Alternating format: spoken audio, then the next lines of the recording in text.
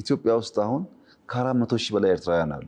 ከ400 ሺህ በላይ ለ400 ሺህ ኤርትራውያን ቤት የሆነች ሀገር ናት። እኛ ተቀባይ ብቻ አይደለንም፣ ለዓለም ኮንትሪቢዩት ማድረግ የሚያስችል ብቃት ያለን ህዝቦች ነን። በአፍሪካ ውስጥ the second biggest population ያለው ኢትዮጵያ ውስጥ ነው።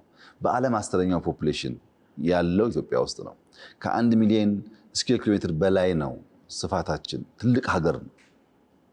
እዚህ ውስጥ ተፈጥሮ ሀብት አለ። እዚህ ውስጥ አስደማሚ ጭንቅላቶች አሉ። እዚህ ውስጥ ትንሽ ቢነካካና ቢሰራ ብዙ ነገር ሊሰብ የሚችል አቅም አለ።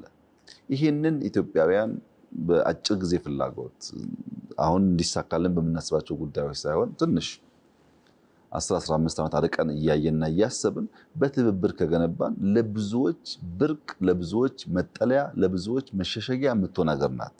ዛሬ ከ1.3 ሚሊዮን ያላነሰ ስደተኛ ኢትዮጵያ ውስጥ አለ። ከሲሪያ ኢትዮጵያ ውስጥ የተሰደዱ አሉ።